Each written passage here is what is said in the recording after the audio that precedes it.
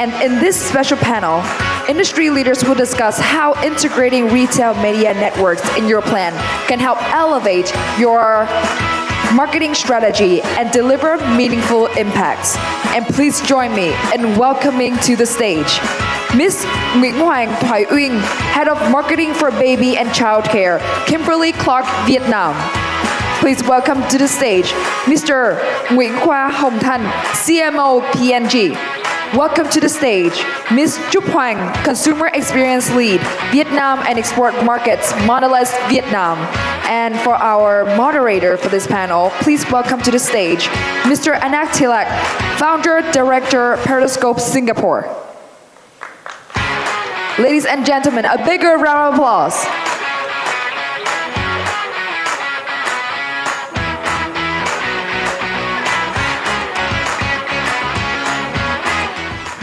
Great. So we have a great panel here, and we have this is not really by design 100%, but in terms of the composition of the panel, we are really blessed to have this because we have Win, who represents a category which probably has the highest brand loyalty and regular recurring usage.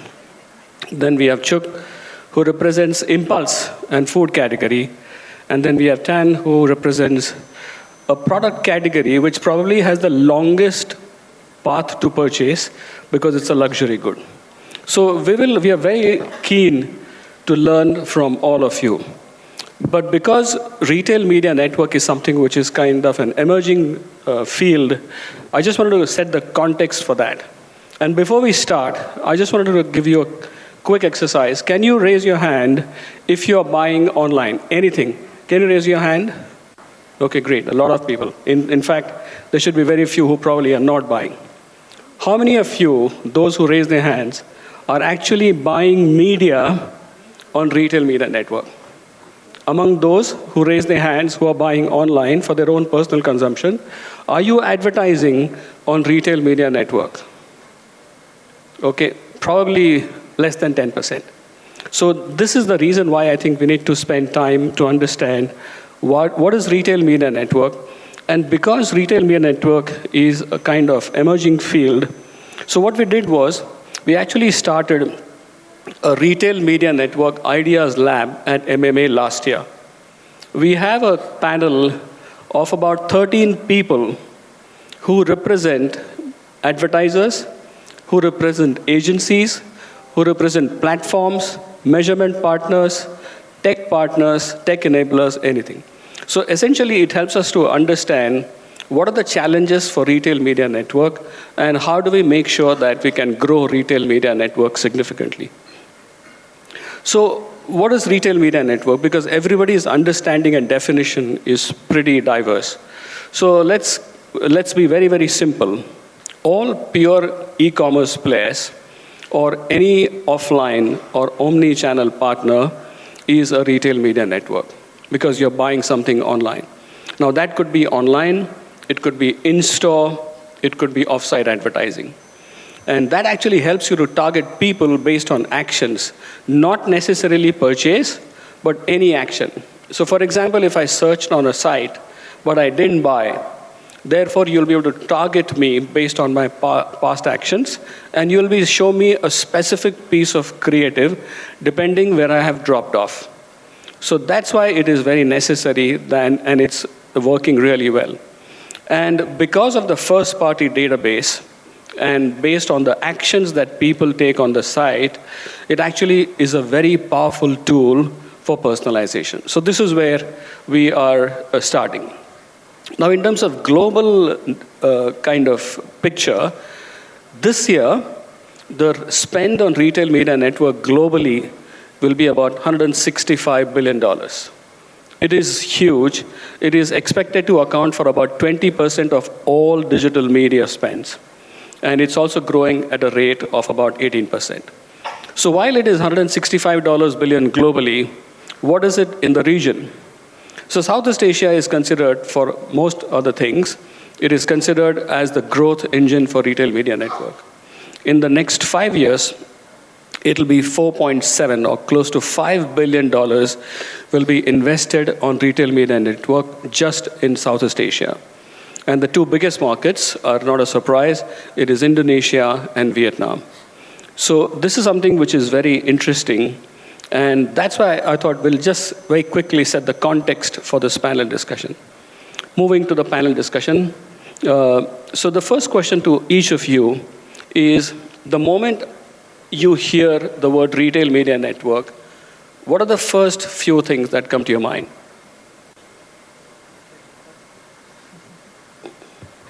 Maybe let me take this first. So hello everyone. The category that I'm working on is a baby care category, right? So if we just think about mom and baby's products and meeting the moms at a very early stage when she's actually just a female who just got, the news, on the way to the moment that the mom take care of, the baby fully and probably leave the category of diapering.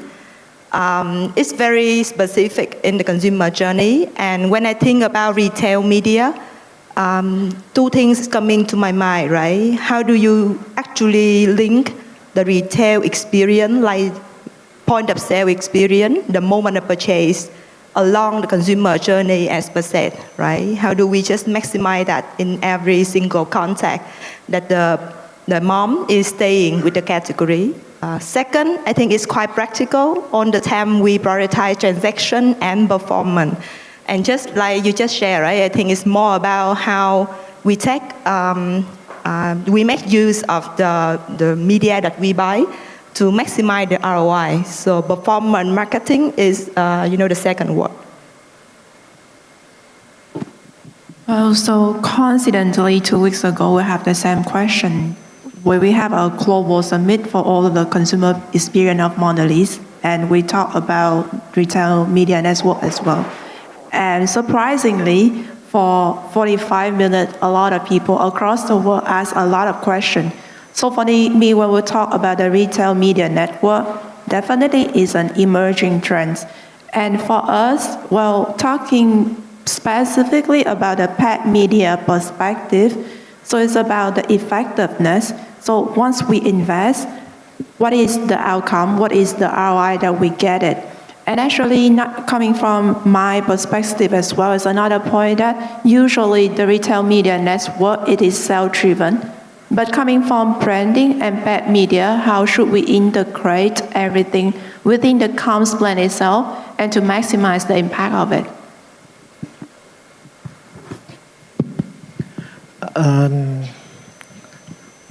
To me, I think that's rather simple.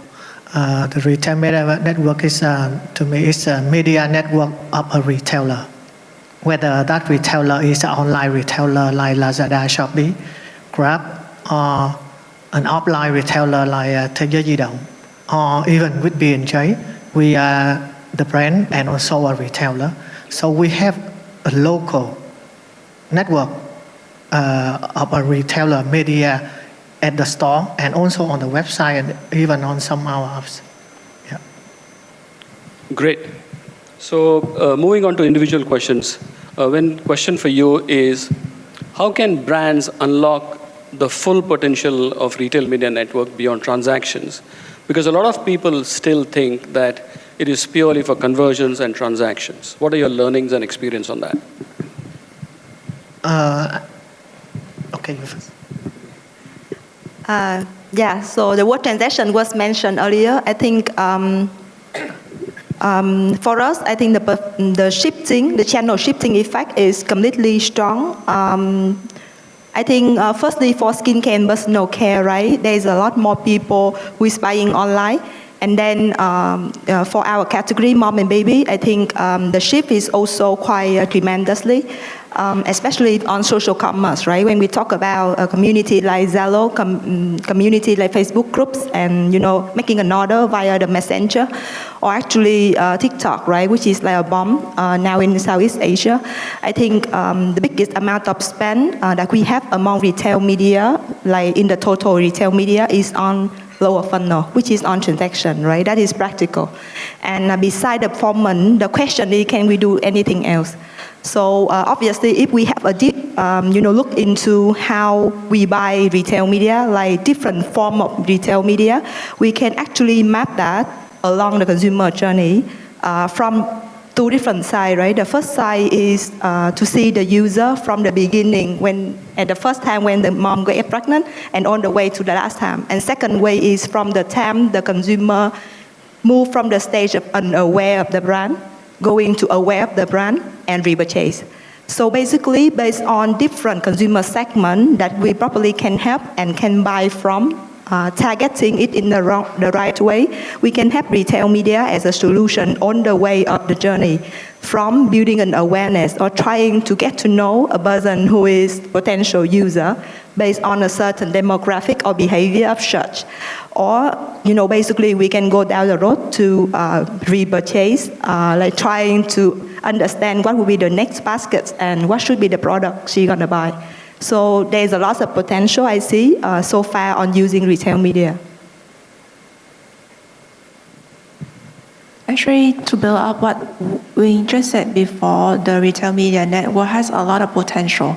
But when we come back to the basic, for me, let's think it as another media channel that can cover the full funnel. It's critical for us as a part of building the whole media plan to understand what is the objective that we are trying to build right now for the brands or for the business. Because like for Mondelez, let's say we have some tests on the upper funnel. We still have retail media network and upper funnel as well. And we do cover a bit in the lower funnel. So we test both of them. And actually it does help to uplift a part. So for me, my look into it is not like we can unlock the full potential. But the critical thing is that to think what is the objective, what is the business goal that we aim at the end of the day.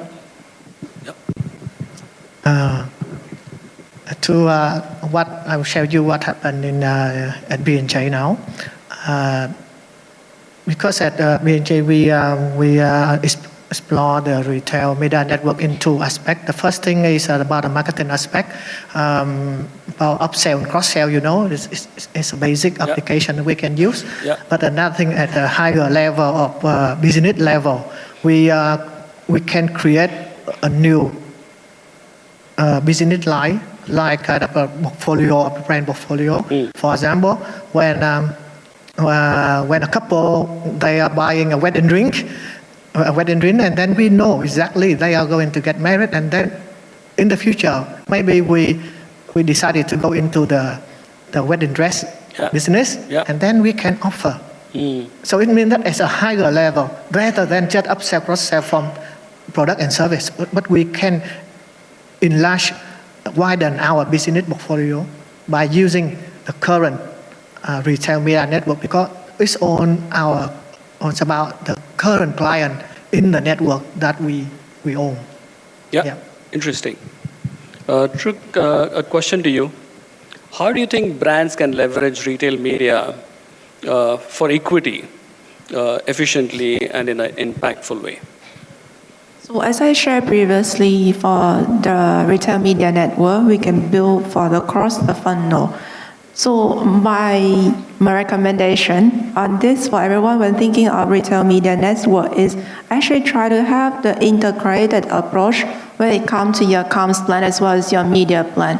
What kind of message, what is the channel that you leverage, and what is the stage of the audience at this time. If it is our awareness, it's like definitely it's going to be a thematic or the branded message to build the connection first. But when it comes to the lower funnel, it conversion. So price, promotion, what is the quality, what is the commitment of the product to the consumer, that would be something that we need to think of. So that will help to build the plan more efficient.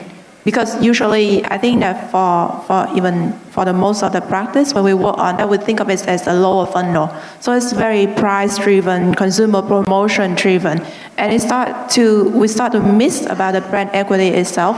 But within that purchasing environment of the person, We can also provide more information, and we start to connect with the consumer, giving information to build the brand love as well. So that's how we can start to build a bit of the brand equity, but definitely at that stage, conversion first, equity second. When the upper funnel, that should shift.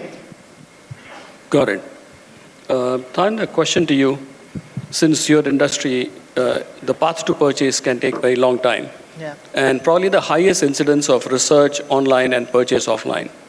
For your specific industry, what are the biggest opportunities and challenges to utilize retail media network? I think I have covered this answer in the last answer. Okay. But I can share more about because we have the advantage that we own our retail media network. Yes. So we know exactly what happened when a client going to buy something. And then we can design a different value of proposition to convert them into another kind of business or service from our group. Yeah. And also that is a standard one. Yeah.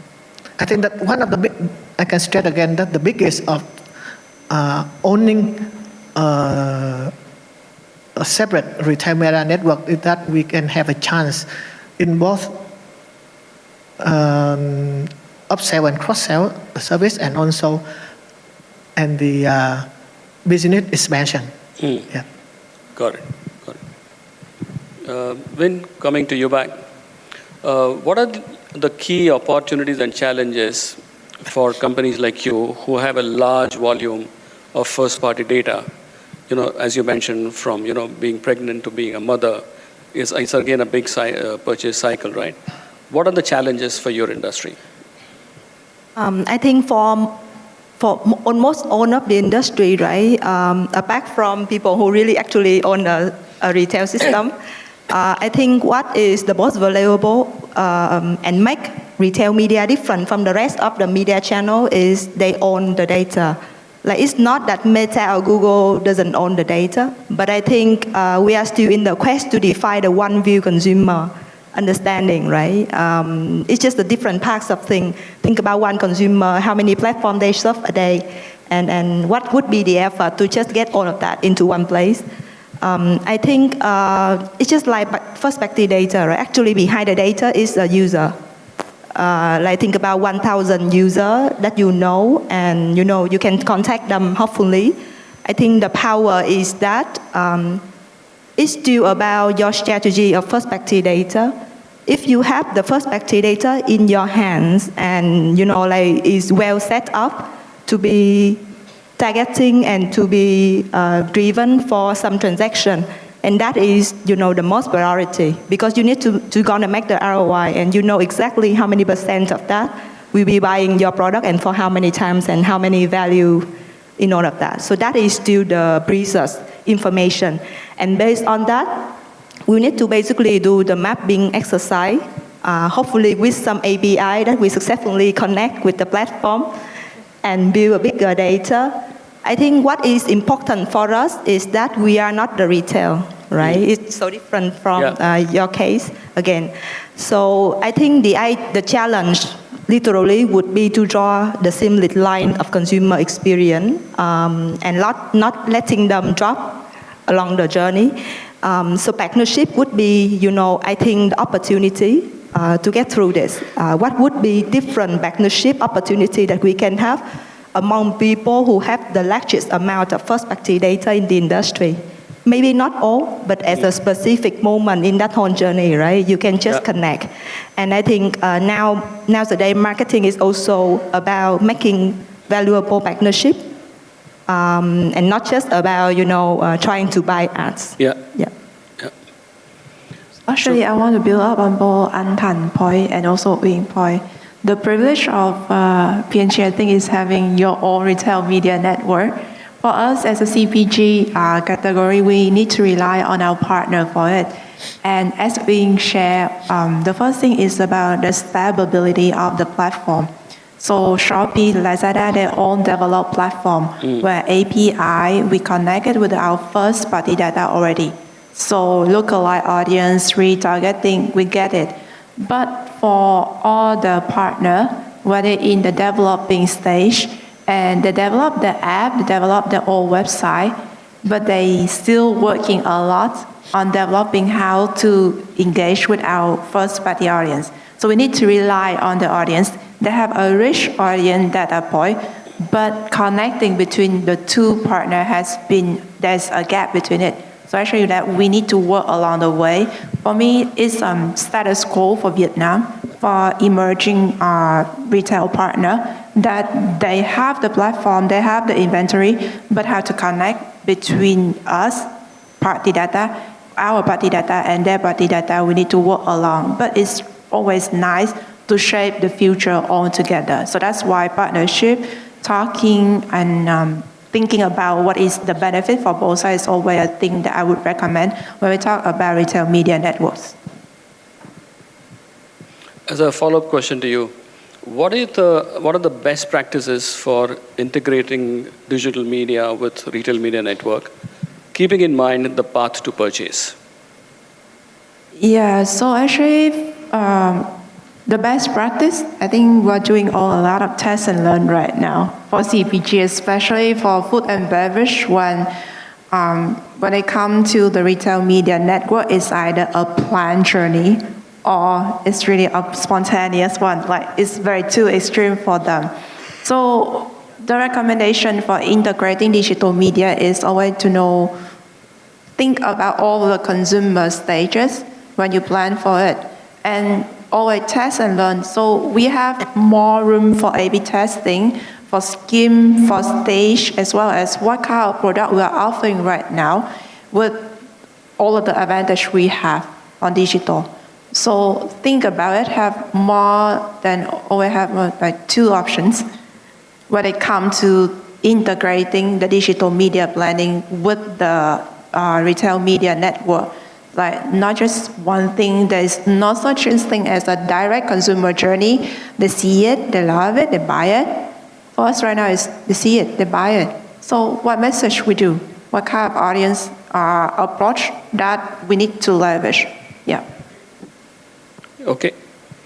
We're about time, and the last question for the session to you is, since you are the media owner as well, what are the best practices for first-party data plus consumer insights and AI to create personalization at scale?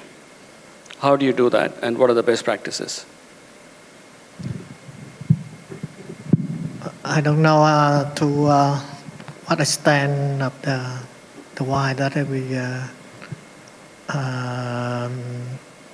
that con enough to leverage, because at B&J we now own most of our budget, more than 95% is digital media, and the only offline media is our network, our store. So in that case, we design all of the media strategy into two parts. The first part is about acquisition of a new customer, and the second part is about we base on our customer data. Our first customer data, and then we design a separate campaign that targeted to a separate group of customer to buy a separated group of products or collection. And then we mix all of those things. So it's kind of rather complicated. So at one time we have one campaign because you know that at B&J we have product from I have a chocolate from 100,000 to 100,000 Vietnam dong to some billion Vietnam dong. So we made a very, very wide range. So when we do that kind of media mix to target the customer, we need to use the power of AI to kind of to have a very, very good mixture, and then in order to have the best performance on that. So I just can generally share about that. Yeah. Okay. I think we are just at time. Thank you so much for sharing your wisdom and experience and learning. I hope you found this session insightful and interesting. Thank you so much. Thank you. Thank you to our moderator, and thank you to your speakers. Thank you for your time being here. Thank you for your experience, and thank you for the insightful conversations. Thank you, sir.